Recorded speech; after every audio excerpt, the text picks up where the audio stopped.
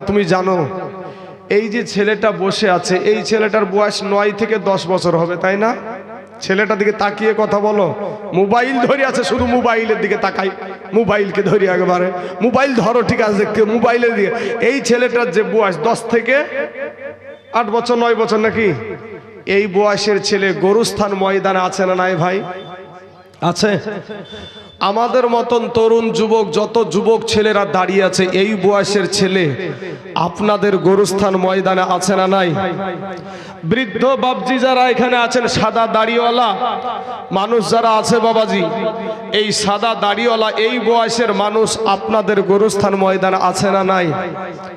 আসার সিরিয়াল আছে, যাওয়ার কোনো সিরিয়াল নাই। আসার সিরিয়াল আছে, যাওয়ার কোনো সিরিয়াল নাই। এই কবরে ভাই তোমার আপনকে, এই কবরে তোমার আপনকে। মা কুনতা তাকুলু ফি হাযার হাক্কুর রাজুল, সশরীরে আপনার বাবা আপনার কবরে যাবে না, আপনার মা, আপনার বিবি, আপনার সন্তান, আপনার ইমাম, আপনার বন্ধু, আপনার কেউ আপনার সঙ্গে যাবে না। এক বন্ধু আরেক বন্ধুকে বলে চল মেলাতে ঘুরে আসি, আছে না? ওই বন্ধুটা কি কবরে যাবে? কবরে যাবে না ভাই। শোনা, তাহলে ওই কবরে, ওই হাদিসে বলা হয়েছে সশরীরে ওই কবরে আপনার নবী আপনার কবরে হাজির হবে। জোরে বলেন সুবহানাল্লাহ। আরো জোরে বলতে হবে সুবহানাল্লাহ। এ যুবকেরা, এ যুবক ভাইয়েরা, একটু তোমরা আওয়াজ দিয়ে ভাই শোনা। আমার নুনচার পাশেকার গ্রাম, তার আমাকে যেমন সহযোগিতা করেছিল, আজকে আমার এই বুধুপাড়ার যুবকদের সহযোগিতা চাই।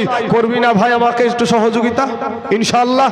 হ্যাঁ, নারায়ে তাকবীর, মাশাআল্লাহ, নারায়ে রিসালাহ। কবরে ভাইজান আমাদের আপন, তাহলে আমাদের দয়ার নবী নাকি? হাসরের ময়দানে মা দৌড়াবে, বাবা দৌড়াবে সন্তানের পিছনে, সন্তান দৌড়াবে বাপের পিছনে, কেউ কারো না, কেউ আপন না। আর আমাদের নবী বলবেন ইয়া উম্মতি, ইয়া উম্মতি রব্বি হাবলি উম্মতি, আমার উম্মতের কি হবে, আমার উম্মতের কি হবে? উম্মতের জন্য আমাদের নবী ছুটাছুটি করবে। বাবা ওই নবীর মহাব্বতে আপনাদের কাছে একটা আবদার করবো বাপ, এই আলেমুল আমাদের জন্য নয়, আমার মহব্বত আপনাদেরকে করতে বলবো না, আমার মহব্বত একজনকে করতে বলবো, সেটা আমার মাইক ম্যান ভাই। আলহামদুলিল্লাহ মাইক খুব সুন্দর বাজছে ভাইজান গো, আপনার মাইক খুব সুন্দর বাজছে ভাই। আমাকে যেন তোমার প্রত্যেক দিনের বকার কারণে গলার অবস্থা খারাপ, আমার মাইক ম্যান ভাইয়ের সহযোগিতাটা আমি চাই। মহব্বত করিস ভাই আমার পরে একটু। আর যুবক ভাই শোনা, আমি তোমাদেরকে আমাদের মহব্বতে বলবো না ভাই, যেই নবী আপনার কবরে আসবে, যেই নবী আপনার কবরে হাজির হবে, যেই নবী কিয়ামতের দিন আপনার জন্য ছুটাছুটি করবে, যেই নবী আপনার জন্য পুলসিরতের পারে দাঁড়িয়ে থাকবে, যেই নবী আপনার জন্য জাহান্নামের গেটে দাঁড়িয়ে থাকবে, যেই নবী আপনার জন্য মিজানের পাল্লার কাছে দাঁড়িয়ে থাকবে, ওই নবীর মহাব্বতে বাবাজি আমি আপনাদেরকে একটু আবদার করব ভাই, পিছনে যে ব্যক্তিরা বসে আছেন, যে ভাইরা দাঁড়িয়ে আছেন ভাই, আমি বলবো ভাই গো, খরা ধান লাগাইলে বাবাজি ভালো মোটা করে আইল দেয়, যাতে পানি যাতে এক জমিন থেকে আর এক জমিনে না যায়। পিছন দিয়ে যে খরা ধানের মতন আইল দিয়েছেন ভাই, ওই আইলটা ভাঙতে হবে, নবীজির মহব্বতে একটু সামনে এগিয়ে আসতে হবে। যুবক ভাইরা একটু বসে যান আমার নাবির মহব্বতে, একটু দাঁড়িয়ে নাবিকে সালাম জানাই, একটু দাঁড়িয়ে দাঁড়িয়ে নাবি সালাম। এই যুবক ভাইরা, নবীজির মহব্বতে ডেকেছি রে ভাই, তুমি মুসলমানের ছেলে, তুমি মুসলমানের ছেলে, নবীর মহব্বতে একটু আসে। দাঁড়িয়ে কেন ভাই, চলে আসেন না, চলে আসুন ভাই। এই সামনে জায়গাটা ফাঁকা জায়গা দেখতে পাচ্ছেন না, আল্লাহ দুটি চোখ দিয়েছে কপালের উপরে ভাই, আল্লাহর দেওয়া চোখ। দাঁড়িয়ে দাঁড়িয়ে দেখছো ভাই, নমরুদের চাইতে মস্তান তুমি না রে ভাই, ফেরাউনের চাইতে মাস্তানি করতে যাইও না। হ্যাঁ ভাই যুবক শোনা, তুই আমার কালেমার ভাই, চলে আসেন, ফাঁকা জায়গাটা পূরণ করেন। মাশাআল্লাহ, আলহামদুলিল্লাহ। পড়েন ইয়া নবী সালাম, ইয়া রাসূল সালাম, ইয়া হাবিব সালাম, সালাওয়াতুল্লাহ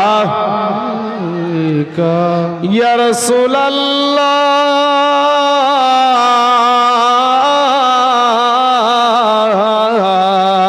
ইয়া হাবিবাল্লাহ,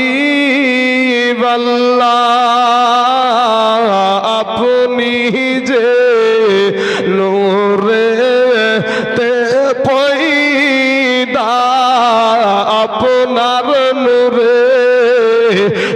तमाम जानो पैदाया अपनी जे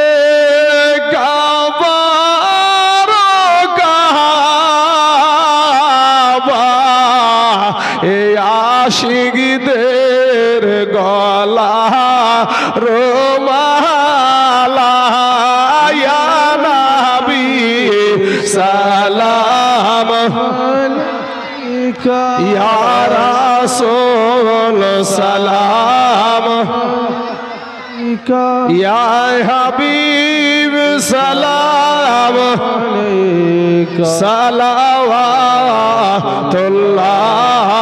আলাইকা। মাশাআল্লাহ, আলহামদুলিল্লাহ। বসে যান, এবার বসে যান বাবাজি। মাশাআল্লাহ, আলহামদুলিল্লাহ। এবার বলবো ভাই রে, যারা তোমরা ভাবছো মৌলভী সাহেব চালাকি করে সবগুলা গুছিয়ে নিল, মৌলভী সাহেব চালাক না। তুমি ভাবছো যে আমি চালাক, মৌলভী সাহেব যা চালাক আছে তার চাইতে তুমি চালাক নিজেকে মনে করছো, তুমি দাঁড়িয়েই থাকলে ভাই।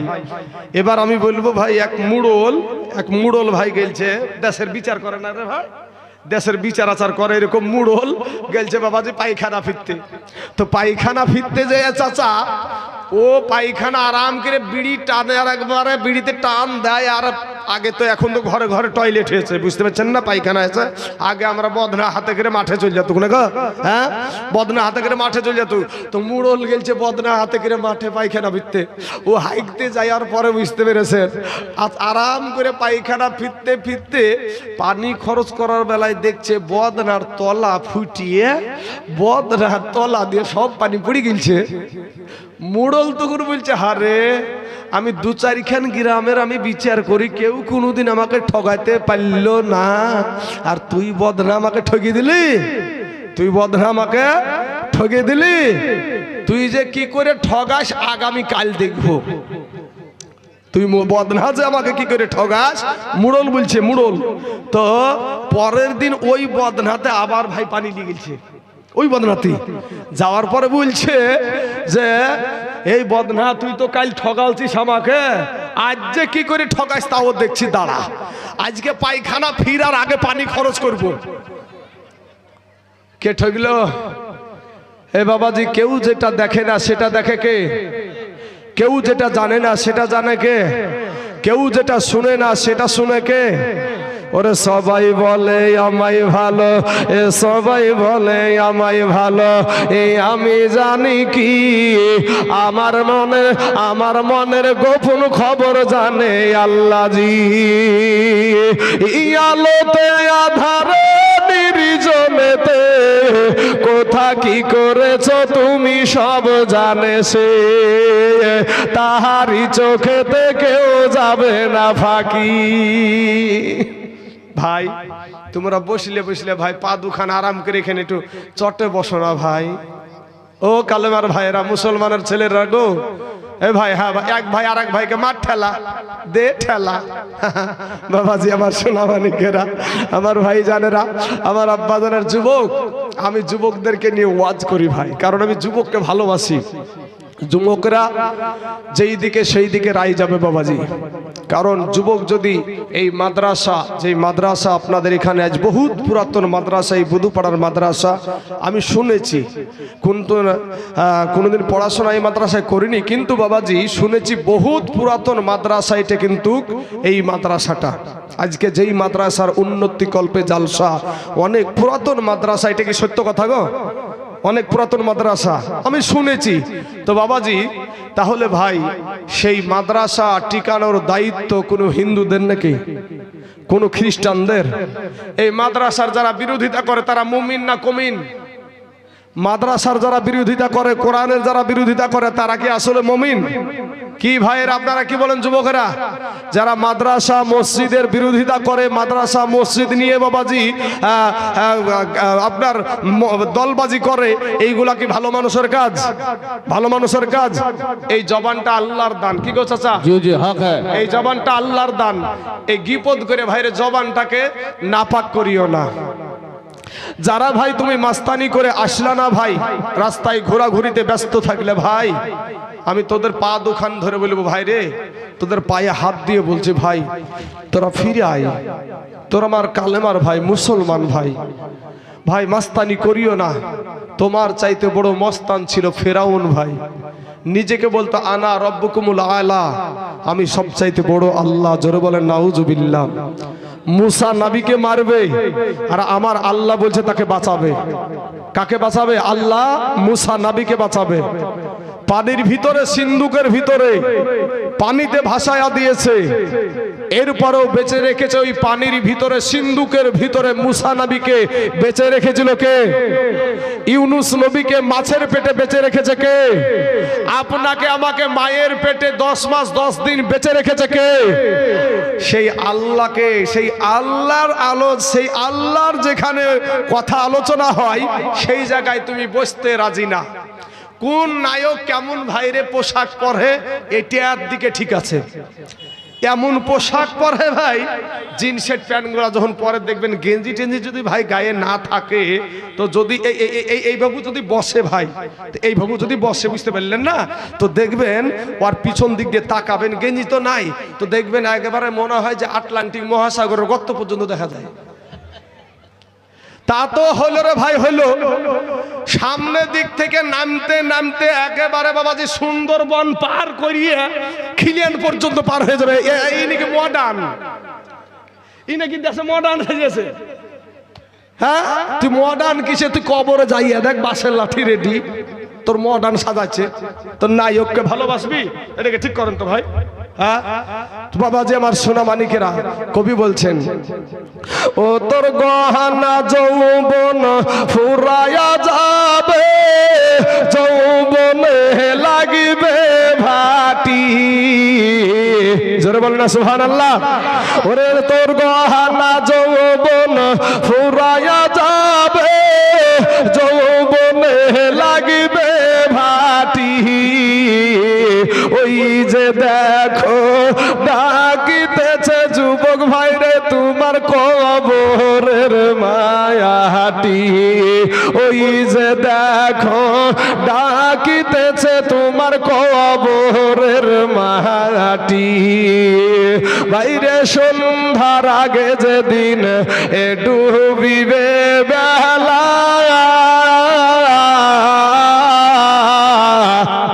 ওই সূর্য না, এই বেলা, এই বেলা, বুঝলে না? কথাগুলো বুঝতে হবে।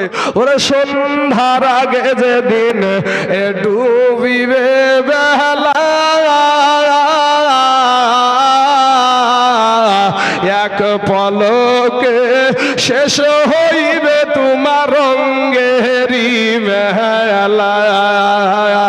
তুমি কার মারো এ জোর ধম, কার মাথায় ভাঙিবা লাঠি যুবক, কার মারো জোর ধম, কার মাথায় ভাঙিবা লাঠি। ওই যে দেখো ডাকিতেছে তোমার কবরের মাটি। ওই যে দেখো ডাকিতেছে যুবক ভাইরে তোর কবরের মাটি। ঘুইরা মর তুমি এই মায়ারি পিছে,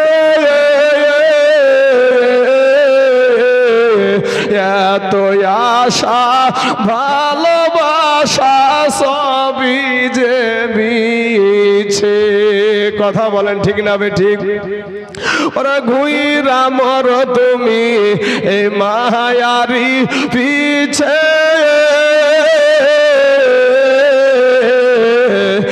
এত আশা ভালোবাসা সবই যে মিছে। কোনদিন জানি আইসা পড়ে আজরাইলের হাতের চিঠি যুবক, কোনদিন জানি আইসা পড়ে আজরাইলের হাতের চিঠি। ওই ওই যে দেখো ডাকিতেছে তোমার কবরের মাটি। গজল পুরা বললাম না ভাই গো, ওরা আমার কালেমার ভাই, মুসলমান ভাই, কোন দিন জানি মহিরা যাবারে যুবক, তোমার মতন কত যুবক কবরে লাশ হইয়া শুইয়া আছে রে ভাই। কত বাপের এখানে যুবক সন্তানের লাশের খাটিয়া নিয়া গরুস্থানে আগিয়েছে, বাপ এখানে বসে আছে কিন্তু বেটা কবরে শুয়ে আছে। বলেন ঠিক না বেঠিক? যুবক রে পায়ে হাত দিয়া বলি ভাই বসে যাও, সুন্দর আদর্শ নিয়া রাস্তাটাকে তোমরা গঞ্জাম করিও না। আমার ভলেন্টিয়ার ভাইদেরকে বলবো, স্বেচ্ছাসেবক ভাইদেরকে বলবো, ভাই গো মানুষদের গায়ে হাত বুলিয়ে জায়গাতে বসায়া দিবেন, রাস্তা যেন ক্লিয়ার থাকে। রাস্তার যুবকেরা, হে কালেমার ভাইরা, তোদের মা মুসলমান, তোদের বাবা মুসলমান রে, তোদের 14 গোষ্ঠী মুসলমান ভাইরে, যদি তুই একটু তিরপল খানে বসিস তোর তো কিছুই হবে না। তোর কি হবে রে ভাই? ও আমার বাজারে ঘোরাঘুরি করা ছেলে মেয়েরা, আসো গো মা, আসো রে যুবক ভাইরা, আমি তোমাদের কালেমার ভাই, কারো দুশ্মন নাই, কারো বাবাজি ক্ষতি করতে আসি নাই, কোনো মানুষের ক্ষতি করতে আসি নাই, আঘাত করতেও আসি নাই।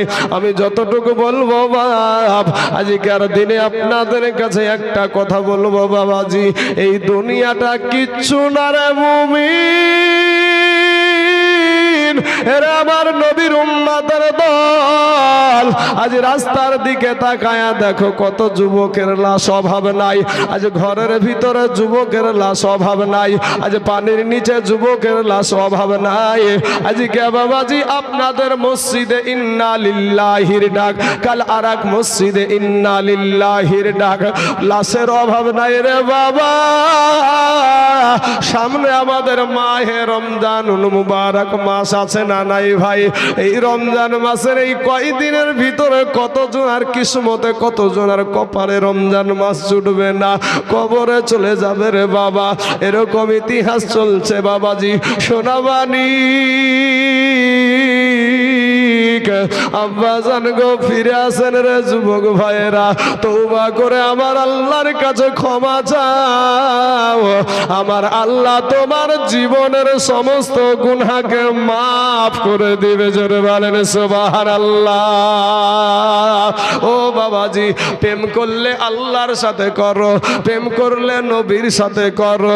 ও মুসলমান, একজন প্রেম করলে ভাইরে আল্লাহর ওলিদের সঙ্গে করো, একজন পীরের সঙ্গে করো, একজন আলেমের সঙ্গে করো, একজন মুফতি সাহেবের সাথে করো। নাপাক মহিলাদের সাথে প্রেম করিও না। একটা মা আমার মা, আপনার মা, আপনার বেটি, আমার বেটি, বাবারে তাদের গায়ের গন্ধ আছে, তাদের অনেক রকমের নাপাকি আছে না নাই বাবাজি? ও সোনা মানিক যুবক, যাদের জন্য তুমি আজকে ছুটাছুটি করছো, এখানে কুনা ই কুনা উ কুনাতে কথা বলার জন্য জায়গা খুঁজে বেড়াচ্ছে না, এরকম আছে না নাই ভাই? আছে রে যুবক। কিন্তু ভাই রে, তোর মতন যুবকের জন্য আমার আল্লাহর তৈরি করা হুর অপেক্ষা করে বসে আছে। জোরে বলেন সুবহানাল্লাহ। তাদের গায়ের কোনো গন্ধ নাই, তারা এত দেখতে সুন্দরী, এত সুন্দরী, এত সুসুরি বাবা, তাদেরকে দেখলে বাবাজি পাগল পারা হয়ে যাবে। আপনার খিদমত করার জন্য তারা অপেক্ষা করে।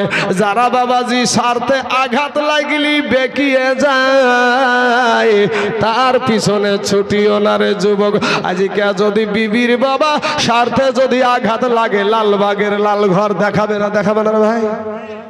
কথা বুঝেন না? বিবির স্বার্থে যদি আঘাত লাগে, লালবাগের লাল ঘর বুঝেন? জেলখানা, হ্যাঁ, লালবাগের লাল ঘর দেখে ছেড়ে দিবে ভাই।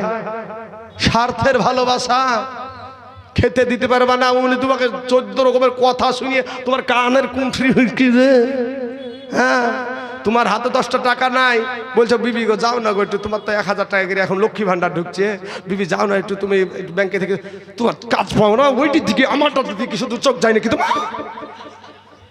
আছে না নাই ভাই? হ্যাঁ ভাই, হাই রে প্রেমের বিষে ধরছে গো যাহারে, ওরে কি করিবে বলবি তাহারে গো বিষে পরাণ যায়, প্রেমের বিষে পরাণ যায় রে। বলবি যতই বলুক আমার ভালোবাসা। হ্যালো, স্টেজের যারা কমিটি আছে, স্টেজের আশেপাশে সব ম্যানেজমেন্ট করার জন্য সে ভলেন্টিয়ারকে বলি, কাউকে দেখতে পাচ্ছি না, একটু আশেপাশে দরকার আছে, চট বিছানোর ব্যাপার আছে। স্টেজের শামীম, তুমি তোমার টিম নিয়ে স্টেজটাকে একটু পরিচালনা করো, আশেপাশে গুলো। বাবাজি আমার ভাই, ও আমার কালেমার ভাইরা, তোমাদেরকে বলবো আমার মা খালাদের জায়গা হচ্ছে না, মায়েরা আপনাদেরকে বলবো যে মাগো সন্তান নিয়ে বারবার উঠাউঠি, অনেক মেয়ে মহিলাদের কোলে সন্তানও আছে নাকি, তো মা জননীরা আপনারা একটু একটু করে যদি সামনে এগিয়ে যান, পিছনে যে মহিলাগুলো দাঁড়িয়ে দাঁড়িয়ে শুনছে, হ্যাঁ, তো ওই মহিলাগুলো হয়তো একটু বসার জায়গা পেয়ে যাবে। হ্যাঁ, কমিটির ভাইদেরকে বলবো ভাই তোমরা কমিটির ছেলে, ভাই একটু কমিটির দায়িত্ব পালন করো। বাবাজি মুরব্বী সাহেব, মুরব্বী, বাবাজি আমার সোনা মানিকের আমার ভাই জানেরা, আল্লাহ বুঝার তৌফিক দান করুক, সবাই বলেন আমিন। বাবাজি আমার সোনা মানিকের আমার যুবক ভাইরা, চলেন ভাই আমরা এমন একজন ব্যক্তির সঙ্গে প্রেম করব যার পিছনে টান নাই। আমার আল্লাহর কোনো পিছনে টান আছে? আল্লাহর কোনো পিছনে টান আছে? তাহলে আল্লাহর প্রেমে যদি আমরা মশগুল হই, যারা বাবাজি আল্লাহকে তালাশ করে, ডানে তাকায় তবুও আল্লাহর তালাশ করে, বামে তাকায় তবুও আল্লাহর তালাশ করে, সামনে তাকায় তবুও আল্লাহর তালাশ করে, পিছনে তাকায় তবুও আল্লাহর তালাশ করে, ও যুবক ভাইরা তুমি কি মরবা না ভাই? মইরা গেলে তো কিচ্ছু তোমার সাথে যাবে না রে ভাই। আমার কথাগুলা তোমাদেরকে এতটুকু কষ্ট দেওয়ার জন্য বলছি না, আমি তোমাদেরকে আমি পায়ে বলেছি, এরকম করে বলেছি তোমাদের পা দুখানা আগায়া দাও, একটু বুঝার চেষ্টা করো ভাই। এই যে নিঃশ্বাসখানা নিচ্ছি আর ছাড়ছি, যেমনি বন্ধ হয়ে যাবে তোমার নিজের আত্মীয়র মানুষেরা, নিজের মানুষগুলা তোমাকে কবরে ঢাকার জন্য ব্যস্ত হয়ে পড়বে। কথা বলেন ভাই আমার শোনা। তাই প্রথমে একটা শের পড়েছিলাম যে একদিন সাদা কাফন পরাইয়া মসজিদের খাটলাই উঠাইয়া, যারা তোমার অতি আপন তারাই তোমায় পরাবে কাফন, তারাই তো গোসলগুলা দেয় নাকি, তারাই তো কাফনগুলা পরায়, তাই না? হ্যাঁ, তাহলে ভাই রে কি আছে এই দুনিয়াটাই। আমার কালেমার ভাইয়েরা, মুসলমানেরা ফিরে আসেন বাপ, আমার আব্বা জানেরা, ওগো আমার যুবক ভাইয়েরা, কত মা খালারাদেরকে বলবো মা পর্দা করেন, এই দুনিয়াটা কিচ্ছু না মা, এই দুনিয়াটা কিচ্ছু না মা। আপনারা ভাবেন যে মুসলমান কি, আসসালামু আলাইকুম, আসসালামু আলাইকুম, হ্যাঁ ভাইজান বলেন।